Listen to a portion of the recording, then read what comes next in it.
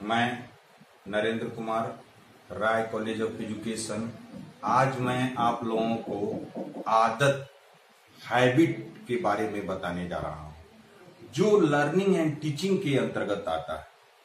आदत, हैबिट किसी भी कार्य को हम करते हैं जो हमें कठिन जान पड़ता है। सीखने के बाद वह कार्य बहुत ही सरल हो जाता है और उस कार्य को हम बार बार करते हैं और दोहराते हैं। बार बार किया गया कार्य और दोहराया गया कार्य ही आदत बन जाती है। मैं अब आप लोगों को बताऊंगा कि हमारे कुछ मनोवैज्ञानिक हैं जिनके अनुसार आदत क्या है।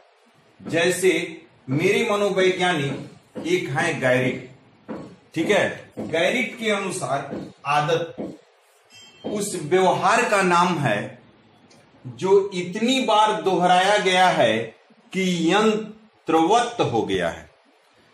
विद्यार्थी यानी दोहराने की क्रिया करने के क्रम में व्यवहार जो है उसमें परिवर्तन आ जाता है और हमारा आदत बन जाता है। हमारे दूसरे मनोवैज्ञानिक हैं जिनका नाम है लाइडेल महोदय। लाइडेल महोदय का कहना है आदत कार्य का वह रूप है जो आरंभ में स्वेच्छा से और जानबूझकर किया जाता है, पर जो बार बार किए जाने के कारण स्वतः हो जाता है, आदत कहलाता है। हमारे एक मनोवैज्ञानिक हैं जिनका नाम है विलियम जेम्स। विलियम जेम्स ने कहा प्राणी में पूर्वकृत व्यवहारों की पुनरावृत्ति आदत है। अब मैं आप लोगों को बताऊंगा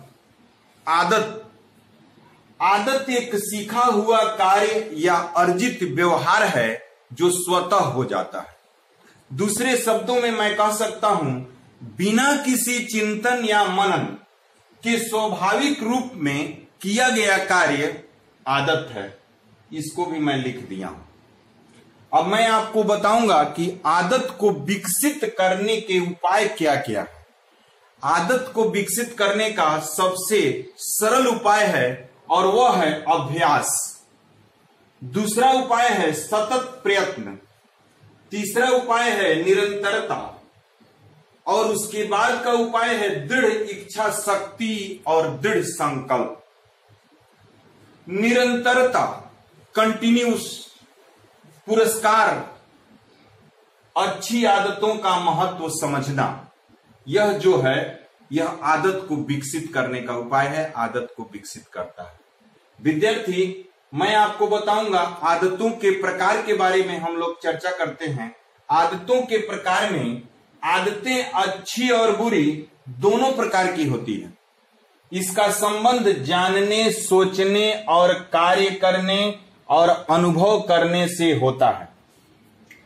हमारे वेलेंटाइन द्वारा आदतों का वर्गीकरण किया गया है जो मैं आपको बताऊंगा। आदतों का वर्गीकरण में पहला है यांत्रिक आदतें। यांत्रिक आदतें मतलब मैकेनिकल हैबिट्स।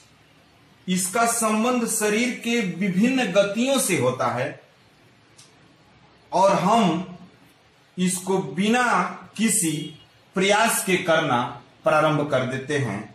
जैसे कोट का बटन लगाना, शर्ट का बटन लगाना, जूता का फीता बांधना इत्यादि।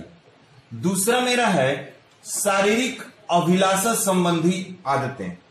कहने का मतलब है कि साइकोलॉजिकली जो शारीरिक अभिलाषा के अंतर्गत हमारी जो आदतें हैं उसमें क्या होता है कि जैसे हम किसी कार्य को शरीर की अभिलाषा की पूर्ति के लिए करते हैं, जैसे हम सिगरेट पीते हैं, पान खाते हैं इत्यादि। तीसरा नाड़ी मंडल संबंधी आदतें, मतलब कहने का नर्वस हैबिट्स। इसका संबंध मस्तिष्क के किसी प्रकार से होता है, जैसे व्यक्ति का संवेगात्मक असंतुलन इसके अंतर्गत खराब हो जाता है और व्यक्ति नाखून या कलम चबाना प्रारंभ कर देता है। चौथा है भाषा संबंधी आदतें। यानी कि हैबिट्स ऑफ स्पीच, इसका संबंध बोलने से होता है। जैसे कोई भी शिक्षक या बालक कोई गलत शब्द को बोलना प्रारंभ करता है और उसका वह आदत बन जाता है। उसके बाद है विचार संबंधी आदतें। कहने का मतलब है कि व्यक्ति के ज्ञान और आंशिक रूप में उसकी रुचि और इच्छाएं उससे संबंध रखती है। जैसे समय तत्परता, तर्क करना संबंधी उसका विचार कैसा है, यह विचार संबंधी आदतों से होता है। उसके बाद आता है भावना संबंधी। भावना संबंधी आपको बता रहा हूं, भावना संबंधी आदतें। भावना संबंधी आदतें, ये जो भावनाएं हैं, ये भावनाएं संवेग से पहले वाली क्रिया से संबंध रखती है। यानी कि झूठ, सत्य, असत्य, ये सारी भावनाएं और ये सारी आदतें को हम भावना संबंधी आदतों में रखेंगे। नेक्स्ट, नैतिक आदतें। नैतिक आदतें से संबंधित बातें जैसे हमारे वैलेंटाइन द्वारा वर्गीकृत है। कहने का अर्थ यह हुआ कि नैतिक आदतें के अंतर्गत बच्चा सत्य असत्य के बारे में कितना सारा चीज जानता है, कोई व्यक्ति इसको कैसे बताता है और कैसे अपने आप को प्रकट करता है, यह नैतिक आदतें के अंतर्गत आता है। विद्यार्थियों, मैं आप लोगों को एक बार और बताने जा रहा हूं कि आदतों का सीखने और शिक्षा में क्या महत्व है। आदतों का सीखने और शिक्षा में जो महत्व है, वह महत्व में हमारे ड्यूक ऑफ वेलिंगटन के अनुसार आदत दूसरा स्वभाव है। आदत स्वभाव से 10 गुना अधिक शक्तिशाली है। ध्यान दीजिएगा, एक बार और मैं दोहराना चाहता हूं। आदत दूसरा स्वभाव है, यानी नेचर। आदत स्वभाव से 10 गुना अधिक शक्तिशाली होता है। नेक्स्ट, हमारा क्लियर के अनुसार आदतें व्यक्तित्व की आवरण है। व्यक्तित्व का मतलब पर्सनालिटी, और पर्सनालिटी का यह आवरण है। मैं ये बताऊंगा, हमारे जेम्स महोदय का कहना है आदत व्यक्तित्व की आवरण के बाद आदत समाज का विशाल चक्र और उसकी परम श्रेष्ठ संरक्षिका है। परम श्रेष्ठ संरक्षिका है। कहने का मतलब यह हुआ कि हमारा जो आदत है, वहां पर एक चीज देखेंगे कि आदत जो है वह किस प्रकार का है, समाज विरोधी है या समाज को सहायता करती है। आदत किसी कार्य को करने का आदत, कहने का अर्थ यह है कि वह कोई व्यक्ति अगर किसी कार्य को कर रहा है तो उसके कार्य करने में कितना स्मरण रखता है, इससे संबंधित वह क्या क्या चीज को अपने शक्ति के अनुसार प्रयोग करता है।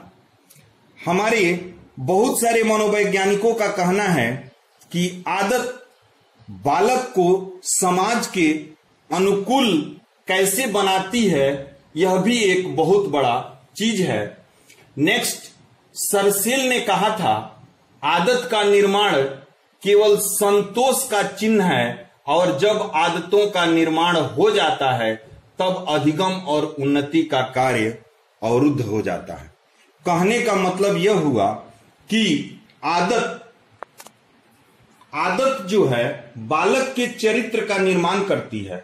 वह अपनी आदतों के कारण ही उदार, स्वार्थी, दयालु और कठोर बन जाता है। मैं ये कहूंगा कि जब बालक में किसी कार्य करने की आदत पड़ जाती है तब वह उसे शीघ्रता, कुशलता और सरलता से कर लेता है। इसमें होने वाले एक अन्य लाभ की ओर संकेत होता है और वह आदत बन जाता है। जितनी वह अच्छी आदतें का प्रयोग करेगा उतना ही वह आगे बढ़ता चला जाएगा। विद्यार्थियों, आज जो मैं आपको आदत के बारे में बताया, यह अधिगम में बहुत ही महत्वपूर्ण है। आपको सीटीईटी, बीटीईटी और बीएड, डीएड के लिए भी यह आवश्यक है। इसे पढ़ें और वीडियो को देखें, लाइक करें, सब्सक्राइब करें। Thank you.